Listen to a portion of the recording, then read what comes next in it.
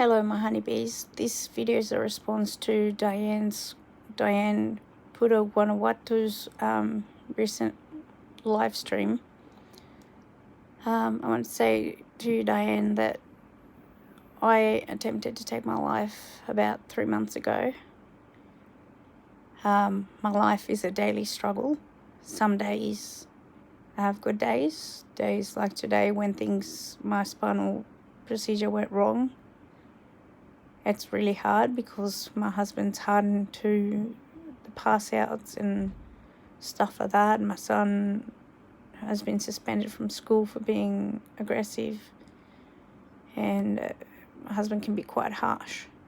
3 months ago we got into a massive argument and he told me I was a shit mum, that I was fat and lazy, I was useless, and that if that made me feel like I wanted to commit suicide, then to do it and do it properly this time, because I'd tried 16 times prior to that and I died 5 times, but always got brought back to life.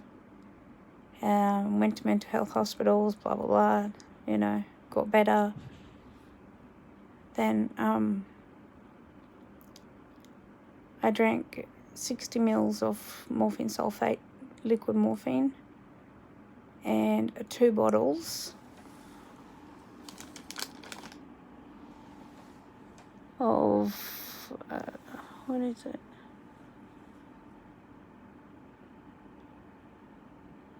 So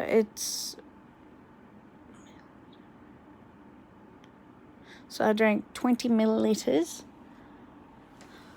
of tramadol as well as that, which just 1 mil makes you very sleepy. And I took diazepam, which I think I took a whole bottle. The time before I'd taken 300 tablets and went to hospital. They put me in a room with a camera. There was a security guard at the door, and a psychologist came in, and while she was drinking her coffee, I took a whole bottle of Panadeine Forte right in front of her. She didn't even notice, which to me it just reiterated the fact that nobody cared.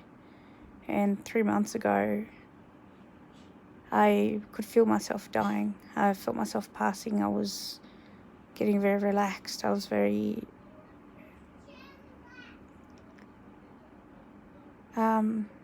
came to peace with the fact that I was going to die. The only pain I had was the fact that I wasn't going to be around for my kids. And I begged my husband to let me say goodbye to my kids while I was still coherent enough. And he said, no, you're not going to see them.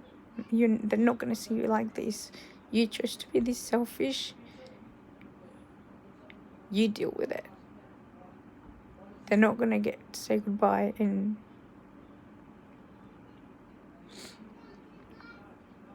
you're a selfish bitch, and I've never known anyone so selfish as you. You should be grateful that I'm still here. Anyone in my position would have left you long ago.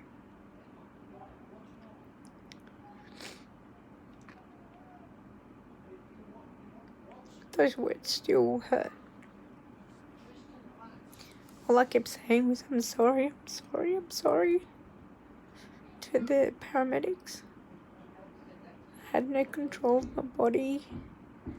My heart kept going to stop, so they had to keep massaging it, and it was painful.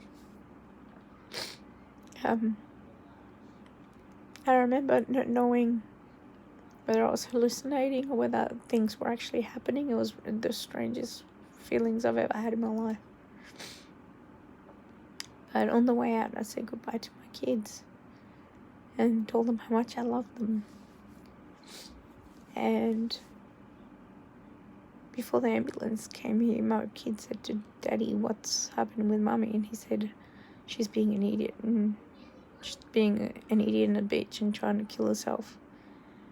And to me, that was a huge, huge betrayal, because you don't put the kids in the middle of that. we have a lot of issues. Trying to work things through. Sometimes it's harder than others because he can be so cold. And today I happened to pass out twice.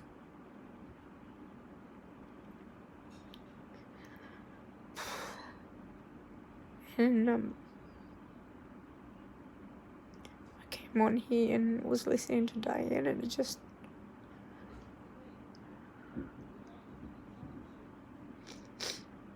the difference between you, Diane, and me is that nobody came to hospital with me. Not my husband, nor my kids. Nobody.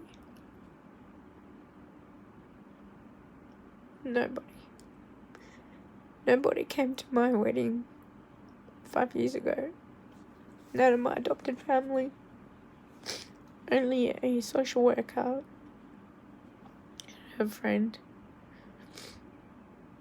So I truly feel alone in this world. And I started this channel because I thought it'd be a good way to talk to others, because I don't have a support system. I don't have people I can go to. I can't walk and make friends. I can't sit and do groups. I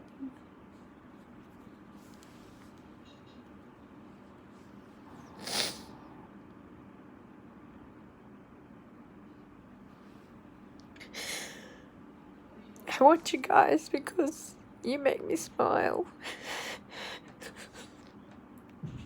When inside, I just feel like I'm dying. I'm so alone.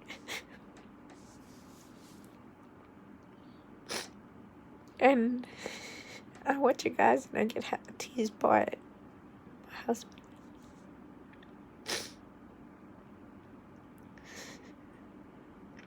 So it's just, no matter what I do, whether it's for my adopted family or my husband, it's like nothing's ever good enough.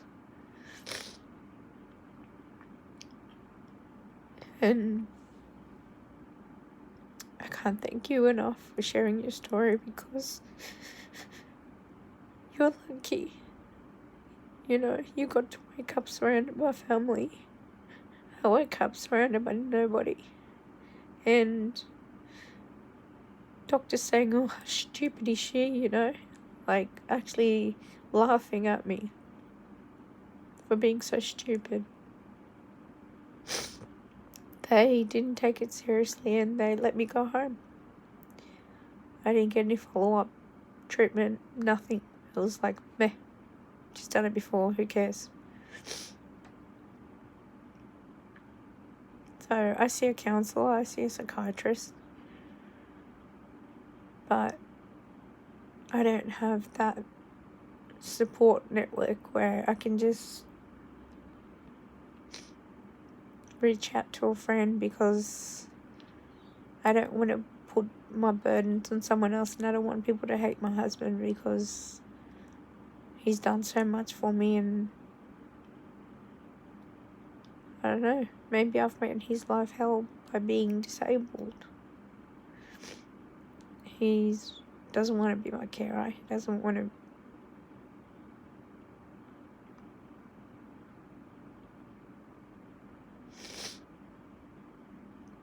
He's not happy in the situation. I'm not happy in the situation.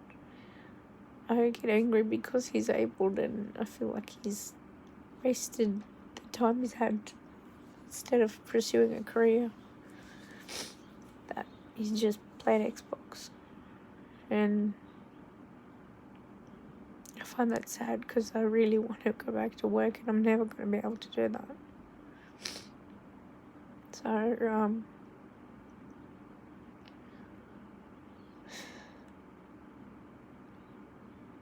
sorry, my honeybees. I'm in a lot of pain right now. I don't know if you can tell by my face that I'm quite pale. And there's nothing anyone can do about it because it's an untreatable condition. And no matter how much morphine and how much drugs they give you, it's just going to mask the pain. It's not going to take it away. So I've got a lot of emotional, a lot of trauma, a lot of PTSD from what happened to me as a child, from being assaulted by past partners and current, to feeling stuck because I'm not physically able to do what other human beings can. I spent a lot of money trying to get independent, and that didn't work. And it's frustrating because I'm not one to like asking for help. I'm not one to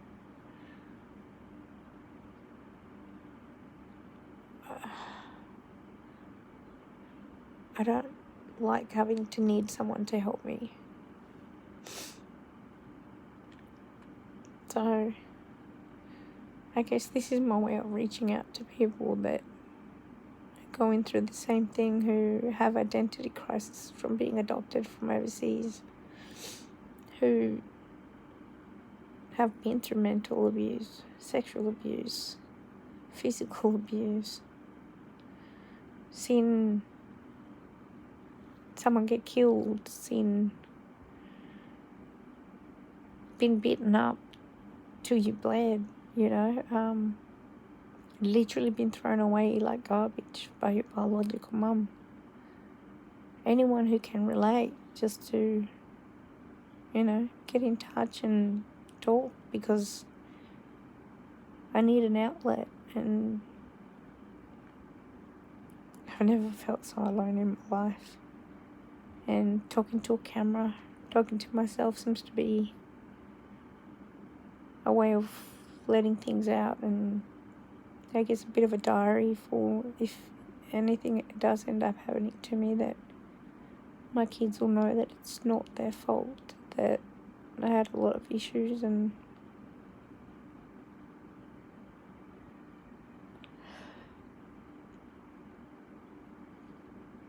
I'm not feeling suicidal at the moment. I'm just in a lot of pain and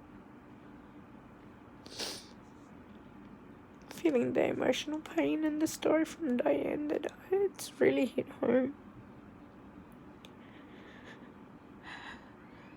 I feel like her and I are so similar in a lot of ways.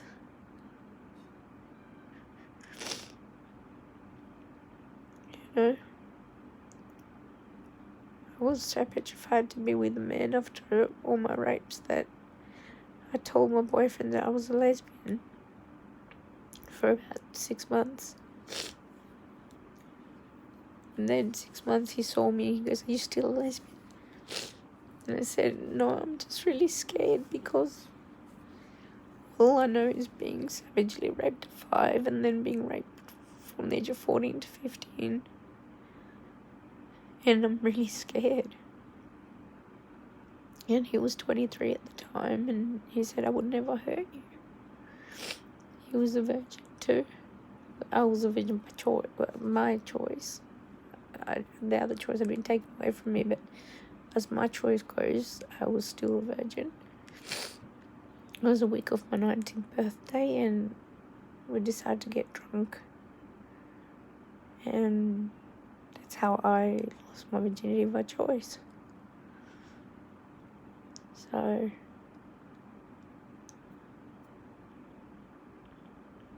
yeah. Then I realised that the only way I could be intimate with him was if I was drunk, because otherwise it just felt wrong. It just felt taboo, like I was being dirty. Anyway, that's enough dark crap for now, guys. Thank you if you watch this. I hope it doesn't get you down. Just, remember there's always a light at the end of the tunnel. No matter how crappy I feel, I try and remember that, because I know my kids need me. And I would never want them to go through the life I've gone through, where it's just been abandonment after abandonment. And the fear of abandonment, where you always feel like, when's the next time? You can't fully let your guard down. So anyway, I love you guys. Thank you for listening to me. And I hope you're having a blessed evening, night, day. It's afternoon here in Australia. And I just got home. I left here at 9:15, and only just got home.